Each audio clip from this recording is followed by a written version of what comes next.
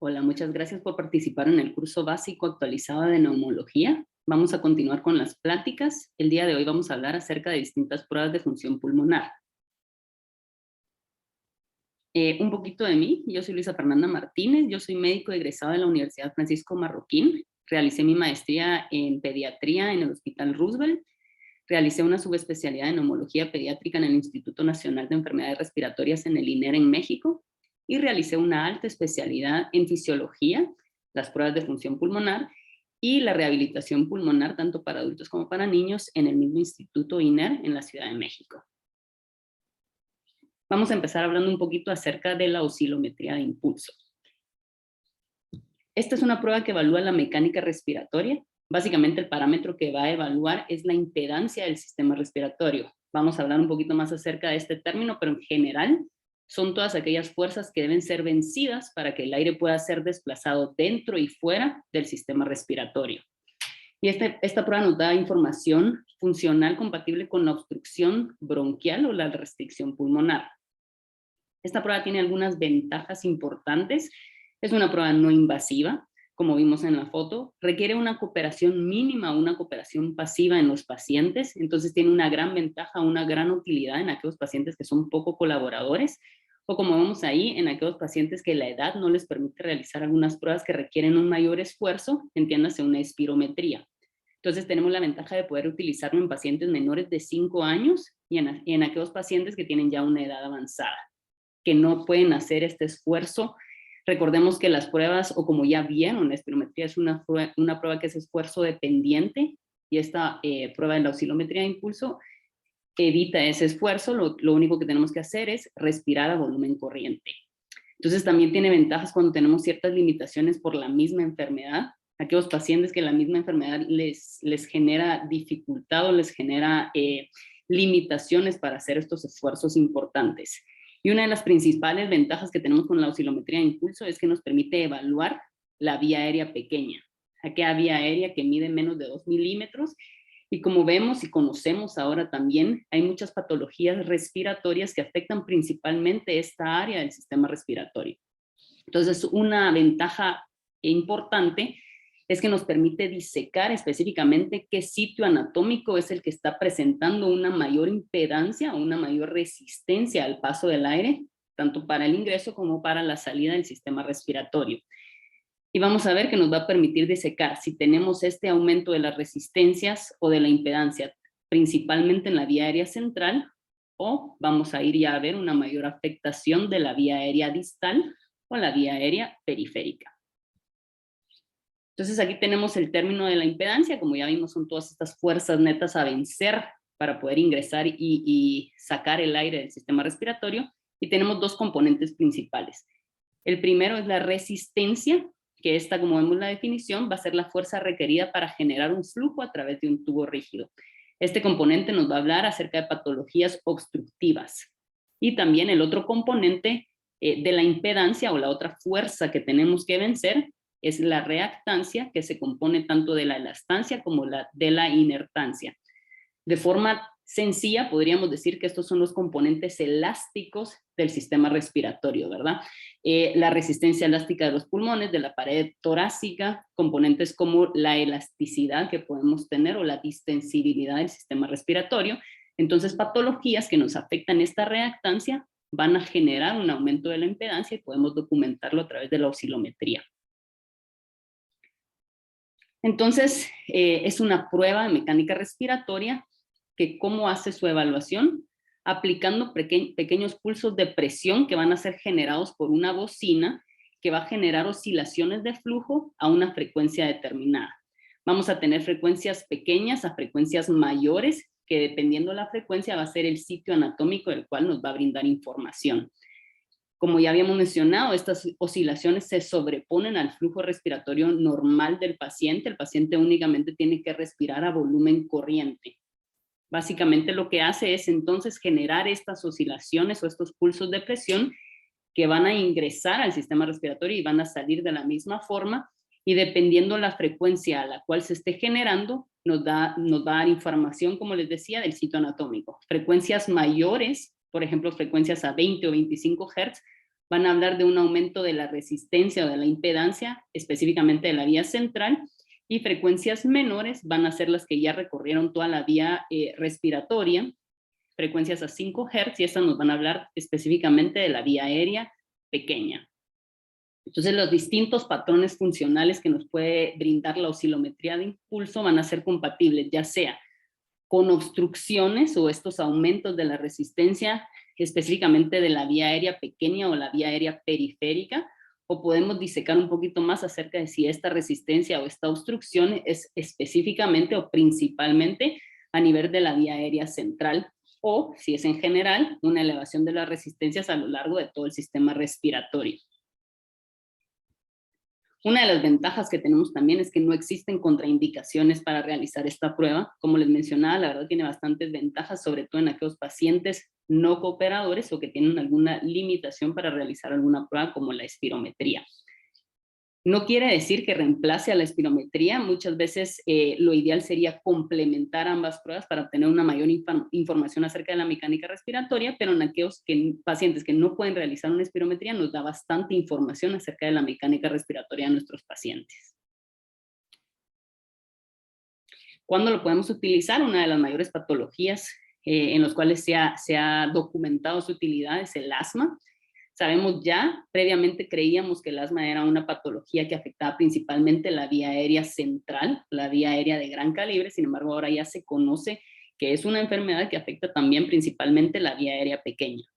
Por lo tanto, la oscilometría de impulso gana mucho peso para detectar de forma temprana esta patología, tanto en adultos como en niños, y esto se debe a que la espirometría tiene una mayor sensibilidad para demostrar la afectación a nivel de la vía central. Entonces, de forma temprana, nosotros ya podríamos empezar a visualizar cambios a nivel de esta vía aérea pequeña. De la misma manera, nos permite hacer un monitoreo, un seguimiento de cómo está la progresión de la enfermedad de nuestros pacientes. Podemos evaluar también la respuesta al tratamiento, iniciar algún ciclo de esteroides inhalados o algún tratamiento específico para nuestro paciente y documentar en su seguimiento cómo están estas propiedades mecánicas o estos componentes de la resistencia y de la reactancia, si han tenido modificaciones o mejoría. Importante también, como ya hemos mencionado, gana mucho peso, sobre todo en aquellos pacientes que no pueden realizar la maniobra espirométrica. Como sabemos, la espirometría es el estándar de oro para documentar la limitación al flujo expiratorio. Sin embargo, en aquellos pacientes que no podemos realizarla, podemos apoyarnos de esta forma para tener un parámetro objetivo de esa limitación y no quedarnos ya con que el diagnóstico del asma es únicamente clínico. Y una de las ventajas que tiene es que tiene una alta sensibilidad, nos permite distinguir entre aquellos pacientes sanos versus asmáticos, específicamente porque estamos analizando todo el componente de la impedancia del sistema respiratorio. Tiene una alta sensibilidad también comparado aquí sí con la espirometría para documentar la hiperreactividad bronquial, sobre todo en aquellos pacientes que realizan pruebas de broncoprovocación con metacolina, con histamina. Y algo muy importante es que nos permite identificar a aquellos pacientes que están en riesgo de perder el control del asma antes de que empiecen a manifestar alguna sintomatología. Aquí les traigo un ejemplo. Por ejemplo, tenemos un niño, un masculino de 5 años que había tenido 2 eventos de broncoespasmo a los 2 y a los 4 años. Sí refería sintomatología diurna, ¿verdad? Y nocturna. Se le había realizado una espirometría, la cual se reportaba normal y sin respuesta al broncodilatador. Sin embargo, teníamos un paciente cuya clínica es sugestiva de asma y en este caso teníamos la oportunidad de realizar una oscilometría de impulso de forma muy rápida, no para entrar en interpretación, pero vemos las resistencias que se nos están dando a diferentes frecuencias. Como habíamos mencionado, la resistencia a frecuencias más bajas nos habla de la totalidad del sistema respiratorio y las resistencias más altas o a frecuencias más altas nos hablan de la vía aérea central. Cuando tenemos elevación de estos parámetros nos da información de en qué lugar vamos a tener esta resistencia. En el caso de nuestro paciente tenemos una resistencia aumentada a 5 Hz y lo que podemos hacer o lo que se realiza en estos casos es ver la diferencia. Si yo le resto a la totalidad de mi sistema respiratorio el área central, nos quedamos con la afectación de la vía aérea pequeña específicamente, que en este caso se encuentra elevada para nuestro paciente. Esto es compatible con una obstrucción de la vía aérea pequeña o periférica. Aplicamos en este caso también un broncodilatador para evaluar la respuesta al broncodilatador y obtener el diagnóstico del asma. Y en este caso vemos un cambio en las resistencias a 5 Hz, en el cual la resistencia en este caso es negativo porque caen, ¿verdad? El bronquio se dilata, entonces tenemos una caída de las resistencias, las cuales para la oscilometría se menciona que tienen que caer más del 20%. Y en este caso vemos una respuesta de prácticamente 40% de cambio, lo cual es compatible y nos hace diagnóstico en nuestro paciente de asma. Y ya podemos dirigir el tratamiento y darle un seguimiento y un monitoreo de su enfermedad. Tiene su utilidad también en patologías intersticiales, está ganando peso en este tipo de patologías. Como vemos, estas enfermedades intersticiales van a afectar principalmente el componente de la reactancia, ¿verdad? El componente elástico pulmonar o las características elásticas del sistema respiratorio, y podemos empezar a evaluar cambios en estos pacientes. Podríamos documentar elevación también de las resistencias, principalmente de la vía aérea pequeña, y elevación o modificaciones en estos segmentos de las reactancias. Sin embargo, también tiene ciertas limitaciones para distinguir completamente si estamos ante una patología restrictiva versus una obstructiva. Sin embargo, existen ya muchas indicaciones para realizar esta prueba. Si queremos nosotros caracterizar funcionalmente patologías respiratorias crónicas, por ejemplo, que los pacientes con displasia broncopulmonar, en los cuales deberíamos evaluar la función pulmonar. Sabemos que estos pacientitos tienen un impacto temprano en su función pulmonar, que debemos dar un seguimiento. ¿Qué limitante tenemos con la espirometría? Que no podemos realizarlo hasta que nuestro paciente pueda cooperar y realizar este esfuerzo. Sin embargo, con este estudio, con la oscilometría, podríamos empezar a caracterizarlos desde forma temprana y realizar intervenciones. En pacientes con fibrosis quística también sabemos que su componente es principalmente obstructivo. Sin embargo, en aquellos pacientes que no pudieran realizar una espirometría, o mejor aún, que pudiéramos complementar una espirometría con una prueba de oscilometría, tendríamos una mayor información acerca de su función pulmonar, detectar un deterioro temprano de la misma y evaluar la respuesta a los tratamientos que podamos estar instaurando. En el asma, como ya mencionamos, también en patologías como el EPOC, que es otra patología obstructiva, podemos ver esta elevación de la impedancia. Algo importante son aquellos trabajadores que están expuestos, ¿verdad? La medicina exposicional, muchas veces la espirometría no es sensible para detectar cambios tempranos secundarios a las exposiciones que podamos tener, y la oscilometría sí tiene su importancia para detectar estos cambios tempranos que pudiéramos tener dependiendo la exposición ante la cual estemos por nuestros trabajos.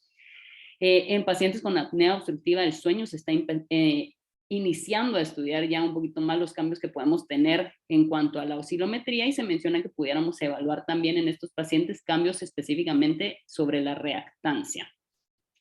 Y algo importante, empiezan también ya estudios con pacientes con diabetes, en los cuales se ha documentado la asociación de la afectación de la función pulmonar asociada a la duración que tienen de la enfermedad y sobre todo al control metabólico que tienen los pacientes. Entonces tenemos también indicaciones diagnósticas, como ya vimos, el asma va en primer lugar, nos permite hacer el diagnóstico como en el ejemplo que vimos, permite evaluar también la hiperreactividad bronquial, aquellos pacientes que tuvieron alguna afectación, por ejemplo, por algún proceso viral, podríamos evaluar aquí la afectación de la vía aérea pequeña y la respuesta que pudiéramos tener tanto al broncodilatador como al broncoconstrictor, entiéndase una metacolina, una histamina, o pruebas de reto también, como vamos a ver más adelante, con el ejercicio.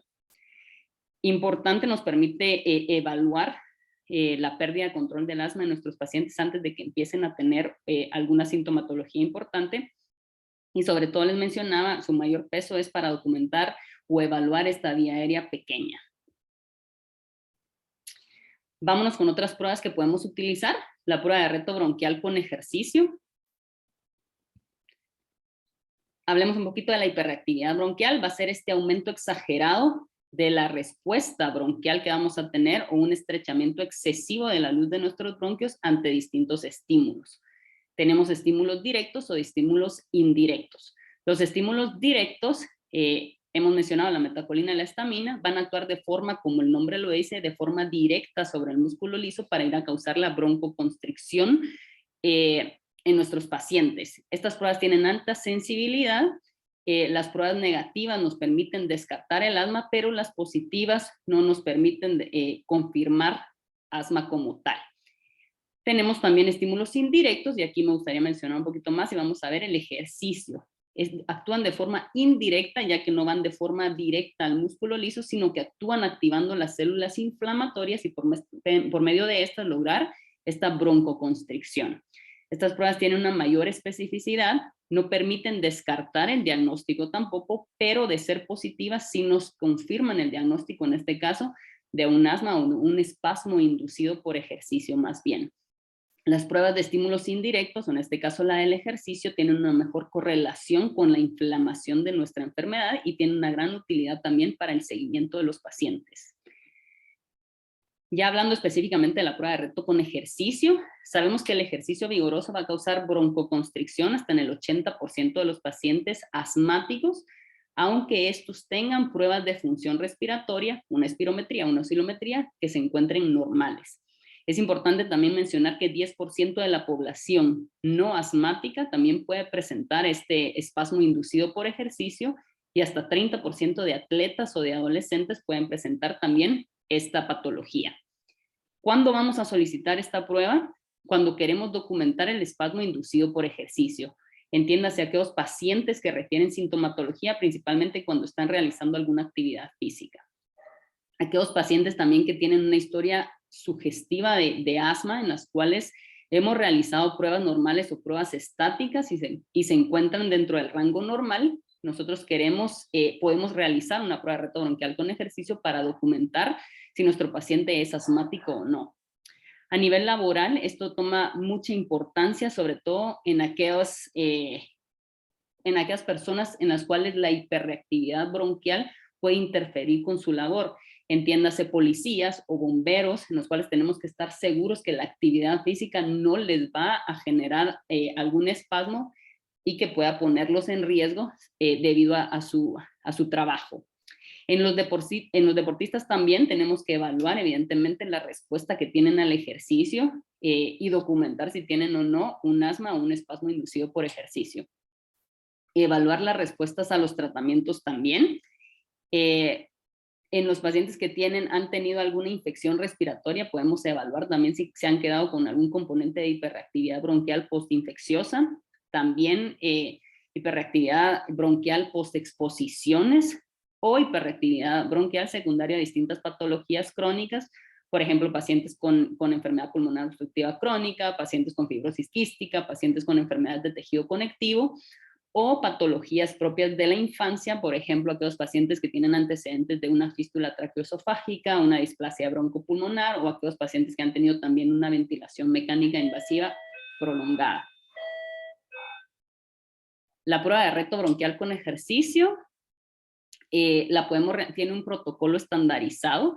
Podemos realizarla en una banda sin fin o en un cicloergómetro. Tenemos que tener las condiciones ambientales adecuadas.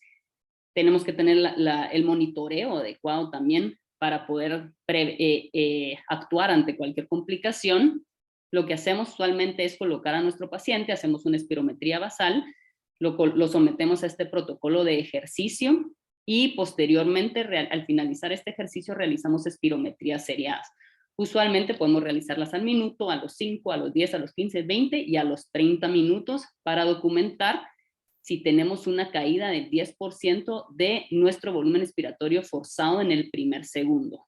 Y una caída en más de 10%, esto implica que tenemos una prueba positiva. ¿Cuándo está contraindicado realizarla? Cuando tenemos una limitación, una obstrucción grave a nuestro flujo aéreo. Esto quiere decir que en nuestra espirometría basal documentamos un FEV1 menor al 50%, pacientes que han tenido infartos del miocardio o enfermedades cerebrovasculares en los últimos 3 meses, aquellos que tienen una hipertensión arterial no controlada, los que tengan frecuencia cardíaca en reposo más de 120 latidos por minuto, una disnea, un aneurisma aórtico, patologías cardíacas o deformidades óseas o discapacidades para caminar que les impidan realizar el ejercicio. Entonces les traigo un ejemplo. Esta es una prueba que tuvimos la oportunidad de realizar. Es un paciente de 34 años que refería sintomatología al ejercicio, tenía componentes atópicos, se le realiza espirometría, la cual es normal, oscilometría del pulso, la cual también fue normal, Lo sometimos a una prueba de reto con ejercicio.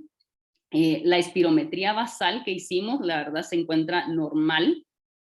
Lo sometimos a nuestro protocolo, controlamos la temperatura, controlamos la velocidad y la inclinación de nuestra banda sin fin y posteriormente procedimos a realizar las espirometrías seriadas. A este paciente particularmente le hicimos espirometría al minuto, a los 5, a los 10, a los 15, a los 20 y a los 30. Al minuto nuestro paciente su FEV1 ya había caído un 8% del inicial. Hay una fórmula para calcular esta caída y ya a los 5 minutos nuestro paciente ya había caído hasta el 30% de su FEV1 inicial. Esto ya era una prueba positiva. El paciente llegó a caer hasta el 48% de su FEV1, aproximadamente a los 20 minutos. Esto ya lo cataloga como una prueba con una caída moderada. Y algo muy importante es que siempre tenemos que realizar una prueba también postbroncodilatador para documentar que la función pulmonar de nuestro paciente regrese a la normalidad. Se menciona que deberíamos lograr que nuestro paciente se vaya con una recuperación del 90%. En este caso se le aplicó salbutamol y esperamos los 15-20 minutos y realizamos una prueba postbroncodilatador en la cual recuperó prácticamente la prueba hasta una obstrucción leve, recuperando 90% de lo que había caído a los 20 minutos. Entonces aquí visualmente ustedes logran ver la caída de ese FEV1. Este ya es una prueba en este paciente en el cual las pruebas de función pulmonar estáticas habían salido normales. Pudimos documentar este espasmo o esta asma inducida por ejercicio, iniciarle tratamiento y ya posteriormente le daremos seguimiento con esta prueba para monitorizar su respuesta. Otra prueba con la cual contamos es la fracción exhalada de óxido nítrico o el llamado FeNO. El óxido nítrico es un gas que se va a sintetizar en las células endoteliales y epiteliales de la vía aérea y también puede ser sintetizada por algunas células inflamatorias, como vemos aquí, propias de la mucosa respiratoria, mastocitos, neutrófilos, macrófagos. El óxido nítrico se produce por acción de una enzima que es la óxido nítrico sintasa, la cual va a actuar sobre la arginina, produciendo tanto citrulina y óxido nítrico. Tenemos aquí un gráfico en el cual evaluamos, ya mencionamos que lo producen las células inflamatorias, vemos cómo las células epiteliales normales tienen una liberación mínima de óxido nítrico. Sin embargo, cuando tenemos un epitelio inflamado, vamos a tener un incremento en la producción de óxido nítrico. Por lo tanto, el óxido nítrico como tal exhalado es considerado como un marcador proinflamatorio de la vía aérea. La medición del FeNO al final nos da una medida cuantitativa también del óxido nítrico que está viniendo de la vía aérea. Se considera, como les mencionaba, un marcador indirecto de esta inflamación de la vía aérea y se ha demostrado que pacientes con patologías como asma o la enfermedad pulmonar obstructiva crónica tienen concentraciones o exhalan concentraciones elevadas del óxido nítrico, las cuales en su seguimiento o en su monitoreo van a disminuir conforme estemos nosotros brindando tratamiento. Entonces aquí vemos el óxido nítrico, les menciono siempre, es una medición cuantitativa. Hago énfasis en esto porque todas las pruebas de función pulmonar al final nos permiten documentar de forma objetiva la función de la función pulmonar de nuestros pacientes y en este caso el componente inflamatorio. Entonces nos da información sobre la inflamación de la vía aérea y algo importante, lo que mencionan aquí, nos da nuevas herramientas a las ya tradicionales con las cuales contábamos para hacer diagnósticos de la inflamación de la vía aérea o específicamente en este caso de pacientes con asma. Ya no nos quedamos solo con la historia clínica, el examen físico o pruebas como la espirometría, podemos ya también tener este complemento con el óxido nítrico que nos va a permitir sobre todo fenotipificar a nuestros pacientes. Entonces, ¿cuándo estaría indicado? ¿Cuándo voy a pedir yo un feno? Cuando quiero apoyar el diagnóstico de asma. Importante aquí es ayudar al diagnóstico o apoyar. Un feno elevado solo, sin historia clínica, sin sintomatología o sin pruebas de función pulmonar, no hace diagnóstico. Es un complemento. Entonces nos permite apoyar nuestro diagnóstico cuando requerimos una mayor evidencia objetiva. Nos permite predecir respuesta al tratamiento con esteroides inhalados. Esto es muy importante. Pacientes ya con asma que tienen un óxido nítrico exhalado elevado, esto nos da una pauta de que estos pacientes van a responder de forma adecuada a los esteroides inhalados. Nos permite establecer el diagnóstico de inflamación eosinofílica de la vía aérea, como les mencionaba, fenotipificar este componente eosinofílico de nuestros pacientes y nos permite monitorizar de forma objetiva cómo está la inflamación de la vía aérea de nuestros pacientes. Y tiene su importancia entonces también, sobre todo en los niños, para realizar diagnósticos diferenciales en aquellos niños que tienen sibilancias recurrentes. ¿Cuándo estaría contraindicado? Pacientes que presenten condiciones que favorezcan la elevación de los valores de feno, ahorita vamos a ver algunos, o pacientes que tengan algún déficit cognitivo y que no pueden realizar la maniobra. La maniobra requiere que el paciente haga una exhalación manteniendo un flujo establecido. Entonces, aquellos pacientes que no logran mantener este flujo, la medición no va a ser adecuada. ¿Qué factores pueden afectar o modificar mi valor de óxido nítrico exhalado? El que les mencionaba, la incapacidad de mantener el flujo expiratorio, eso nos puede dar modificaciones o valores incorrectos. La contaminación ambiental, se la subrayo ahí porque eso es muy importante. Eso puede generar, si yo estuve expuesto a muchos contaminantes o a humo, a fumadores, ya sea que yo sea fumadora o que esté expuesta como fumador pasivo, eso me puede generar niveles elevados de feno. También, por ejemplo, con la edad, ¿verdad? Hay que modificar los parámetros o los límites, los puntos de corte dependiendo de la edad. El ejercicio, esto puede modificar mis valores, entonces dentro de lo que yo le solicito a mi paciente antes de realizar esta prueba sería evitar ejercicio, evitar la contaminación, evitar el alcohol, evitar fumar, o por ejemplo tenemos alimentos ricos en nitratos también, los cuales pueden generar estos aumentos de feno y darnos un falso positivo si quisiéramos verlo así. ¿Qué aplicaciones clínicas tiene el feno entonces? Si nosotros documentamos, dependiendo de nuestra sospecha diagnóstica, evidentemente, un feno elevado nos va a orientar hacia un asma, pacientes con atopia, rinitis alérgica, por ejemplo, una bronquitis eosinofílica, una bronquitis crónica, patologías con infecciones de las vías virales de la vía aérea, infecciones por tuberculosis, y vemos algunas patologías ya un tanto más sistémicas en las cuales pudiéramos documentar este óxido nítrico elevado. ¿Qué condiciones me pueden disminuir el óxido nítrico en la vía aérea? El alcohol, el ejercicio como habíamos visto, pacientes con insuficiencias cardíacas, la obesidad, la hipertensión pulmonar, el realizar una espirometría antes de realizar una medición de feno también lo va a modificar. Pacientes con discinesia ciliar primaria, se ha mencionado que tienen un feno disminuido, pacientes con hemorragia alveolar o pacientes que tengan una infección por VIH. ¿Qué utilidad tiene entonces? Nos puede ayudar o complementar para definir el diagnóstico de asma. Pacientes que tenemos la clínica y tenemos un feno elevado nos ayuda a complementar y a fenotipificar. También nos predice la hiperreactividad de la vía aérea o el control que puedan estar teniendo nuestros pacientes o el riesgo de tener también alguna crisis por este componente de hiperreactividad o de inflamación en la vía aérea. Y como habíamos dicho, predice la respuesta a corticosteroides. Un paciente con un feno elevado es prácticamente seguro que nos va a responder a los esteroides inhalados. Entonces también nos ayuda a definir o decidir qué pacientes pueden beneficiarse de algún otro tipo de tratamiento. Por ejemplo, pacientes que ya tenemos con esteroides inhalados, podríamos complementar con un antileucotrieno. Y sobre todo utilidad en definir quiénes puedo irlo yo desescalonando o retirando del esteroide de forma segura, ¿verdad? Mientras los niveles de feno se vayan controlando, quiere decir que ya controlamos la inflamación de la vía aérea. Si estos niveles no se encuentran en parámetros normales, quiere decir que ese componente no se ha controlado y podemos tener riesgo de alguna exacerbación. Nos permite monitorizar a nuestros pacientes entonces, ¿verdad? Sobre todo aquellos que ya les tenemos tratamiento, ver, como les mencionaba, cómo está el componente de la inflamación y podemos evaluar, esto nos da peso también para evaluar si nuestro paciente está teniendo una adecuada adherencia al tratamiento.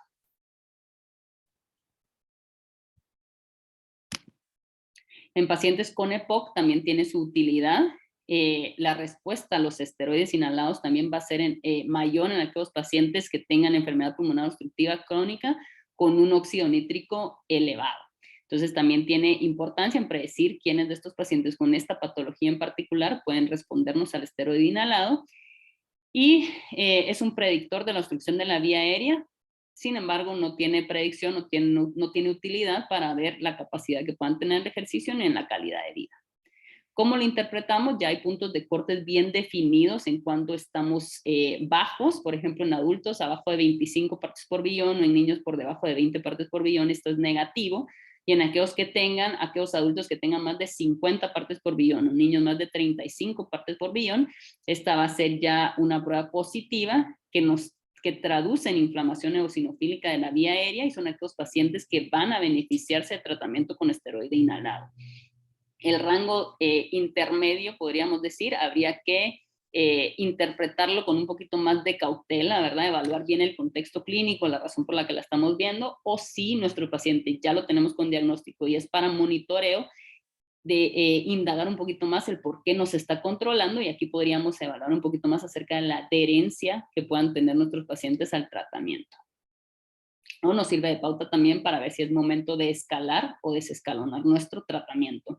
Y este es un ejemplo de un paciente de 16 años que ya tiene diagnóstico de asma, de rinitis también, que había estado con sintomatología respiratoria, se había documentado por medio de una espirometría una obstrucción leve y se complementó con un óxido nítrico exhalado. Vemos que su valor es 87, se encuentra muy por arriba del punto de corte.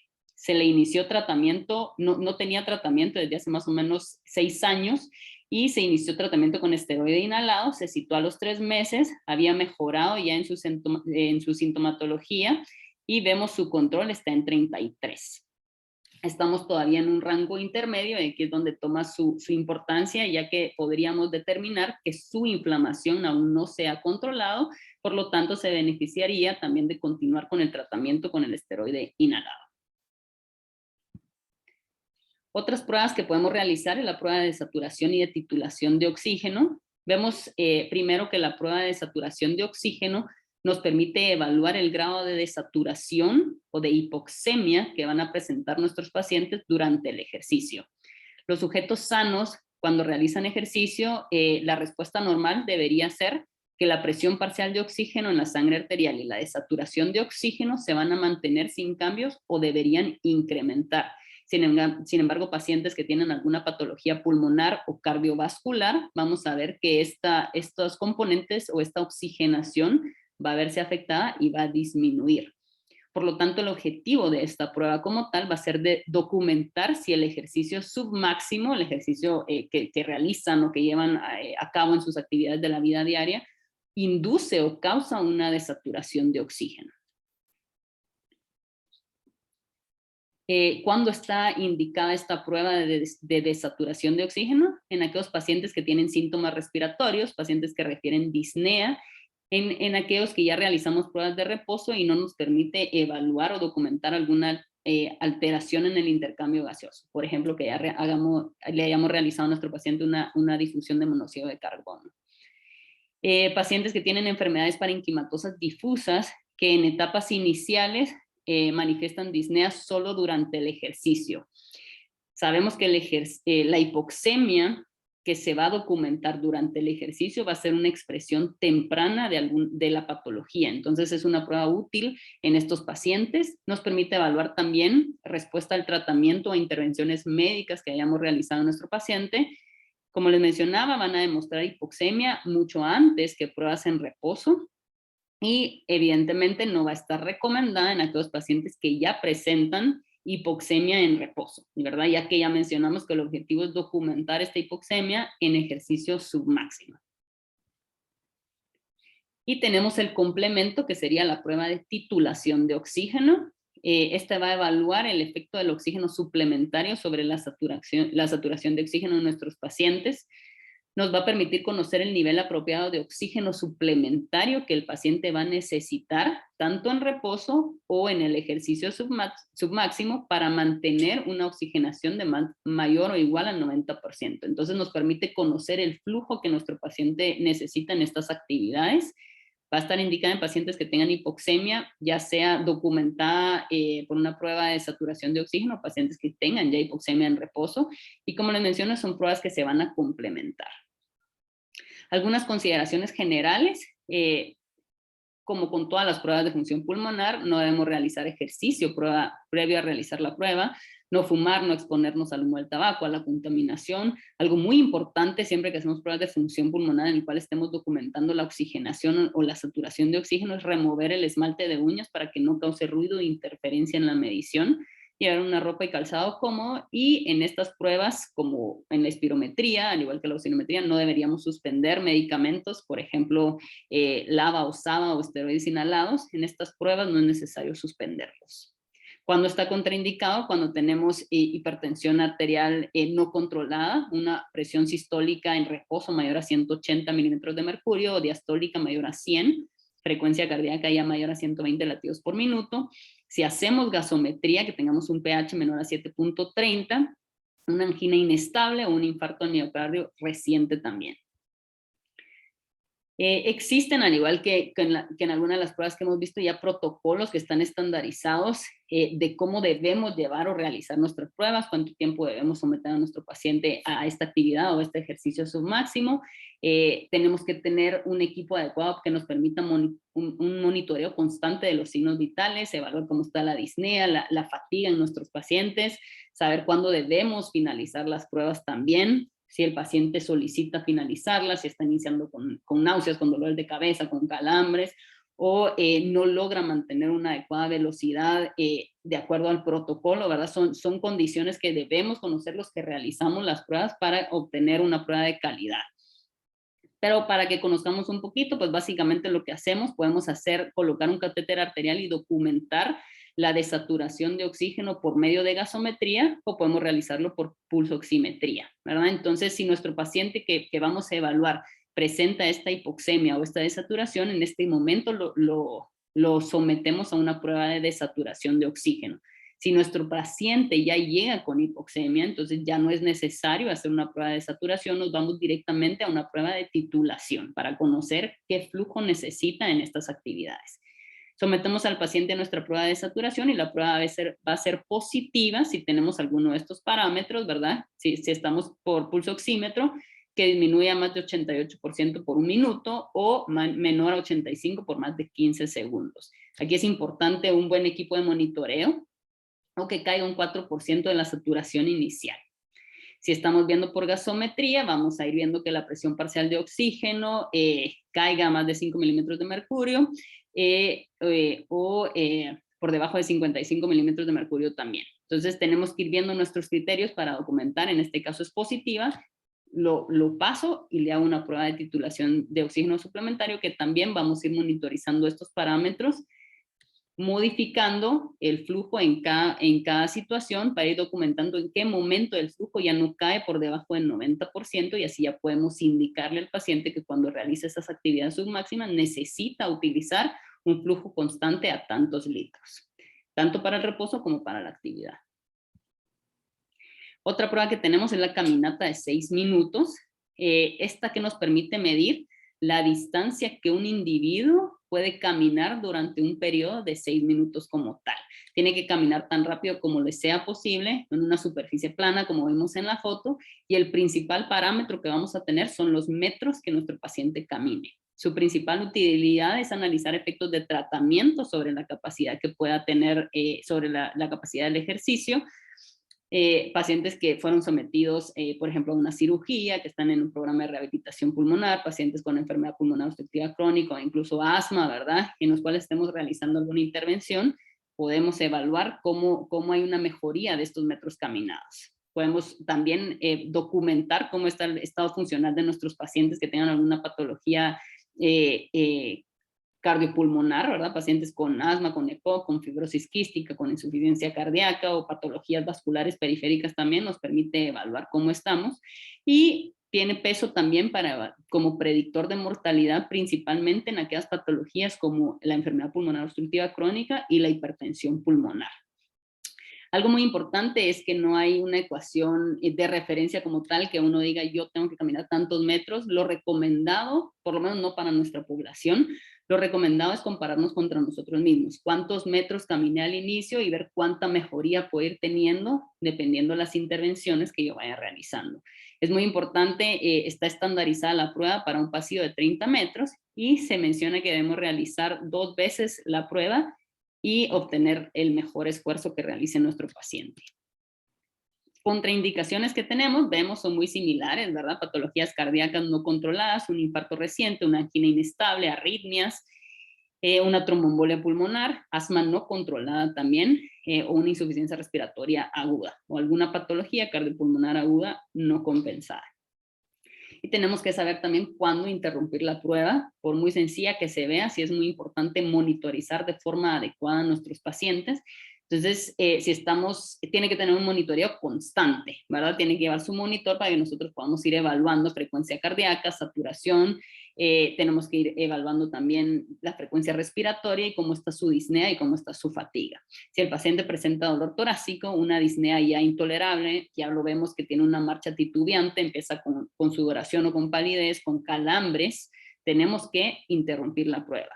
O si el paciente solicita interrumpirla, también la tenemos que finalizar, o si estamos viendo que la oxigenación ya cayó por debajo de 80%. Y en estos pacientes a los que le realizamos una caminata de 6 minutos y estamos viendo que presentan hipoxemia, lo ideal sería complementarlos con una prueba de titulación de oxígeno. Y bueno, la última prueba que les quería mencionar son las presiones respiratorias máximas. Esta es una prueba que nos permite evaluar la fuerza de los músculos de la respiración. Tenemos el PIMAX, que nos permite evaluar la fuerza de los músculos inspiratorios, específicamente la fuerza diafragmática, y tenemos el PEMAX, que nos habla un poquito más de los músculos expiratorios, los músculos intercostales o los músculos abdominales. Aquí el paciente tiene que generar la máxima presión, ya sea inspiratoria o expiratoria, contra una vía o un equipo ocluido, hacer un esfuerzo adecuado y mantener una meseta para que la prueba sea confiable. ¿Cuándo tenemos que solicitar, cuándo deberíamos solicitar una medición de estas presiones respiratorias máximas? Cuando queremos evaluar o cuantificar el grado de debilidad muscular que tengan nuestros pacientes dependiendo de sus patologías, por ejemplo, pacientes con patologías neuromusculares, documentar objetivamente cómo está esta afectación de los músculos, pacientes con enfermedades pulmonares, principalmente aquellas que cursan con una hiperinflación pulmonar, principalmente pacientes con enfermedad pulmonar obstructiva crónica. Tenemos también patologías sistémicas que pudieran afectarnos también la fuerza de los músculos de la respiración, por ejemplo, patologías como el lupus eritematoso sistémico. Podríamos evaluar también condiciones o patologías que tienen un uso crónico de medicamentos. En los casos de pacientes con patologías pulmonares, probablemente el uso crónico de esteroides, evaluar si no tenemos ya alguna modificación o afectación de esta musculatura. O pacientes también que tienen disnea, utilizarla como una prueba complementaria al resto de las pruebas que ya se han mencionado. Muy importante también, nos permite evaluar la efectividad de la tos, ¿verdad? Qué tan efectiva es la tos del paciente y la habilidad que tiene para eliminar secreciones. Si las presiones respiratorias máximas van cayendo, también nos sirve para evaluar cuándo debemos realizar alguna intervención terapéutica, complementar a nuestro paciente con aditamentos como un cough assist, por ejemplo, ¿verdad? O una ventilación mecánica no invasiva también que nos permita mejorar la falta o compensar un poquito la debilidad de esta musculatura respiratoria. Pacientes que tengan lesión diafragmática nos permite también documentar, diagnosticarla y darles un seguimiento también para ver la mejoría, sobre todo también si ya hemos tomado alguna medida terapéutica. Y como les mencionaba, nos permite dirigir estrategias terapéuticas, ¿verdad? Dirigir un componente o un programa de rehabilitación pulmonar, dirigir técnicas de fisioterapia respiratoria o dirigir tratamientos, como les mencionaba, para mejorar pacientes que ya tienen una afectación importante de estas presiones, pues complementarlos con algunas herramientas que nos permitan mejorar o fortalecer esta musculatura y sobre todo mejorar la higiene bronquial, ¿verdad? Si no tenemos una buena efectividad de tos, vamos a acumular secreciones, nos puede predisponer a muchos tipos de complicaciones, entonces en estos momentos nosotros ya podríamos realizar alguna intervención terapéutica. Contraindicaciones, vemos muy similares, ¿verdad? Angina inestable, infarto de miocardio reciente, una miocarditis, la hipertensión no controlada, un neumotórax reciente por la presión que tienen que realizar al inspirar o exhalar contra esta oclusión, posoperadas de una biopsia pulmonar o de cirugías abdominales por la misma razón, o pacientes con incontinencia urinaria también. Entonces vemos, para finalizar, que tenemos una amplia gama de pruebas de función pulmonar que podemos solicitar, con las cuales podemos complementar nuestra sospecha diagnóstica, pruebas que evalúan la mecánica respiratoria, pruebas que evalúan el intercambio gaseoso, o pruebas ya que evalúan como tal la capacidad del ejercicio de nuestros pacientes. Algo muy importante es que debemos entender que todas estas pruebas se tienen que realizar y tienen que cumplir protocolos estandarizados y tienen que cumplir criterios de calidad, ¿verdad? Tenemos que tener personal capacitado para realizar estas pruebas, saber cuándo las podemos realizar, saber las indicaciones, saber las contraindicaciones, saber los protocolos y saber cuándo yo debo finalizar una prueba, ¿verdad? Entonces, los dejo con esto, ¿verdad? Esta frase: quien no sabe lo que busca no entiende lo que encuentra. Tenemos que saber cuándo pedir nuestras pruebas y saber los resultados que nos van a dar, y siempre les digo, aprender a leerlas, ¿verdad? Saber que nuestras pruebas cumplan estos criterios de calidad, porque si no, vamos a tener diagnósticos erróneos. Les dejo aquí mi correo y mi número. Cualquier duda, por favor no duden en comunicarse conmigo. Que estén bien.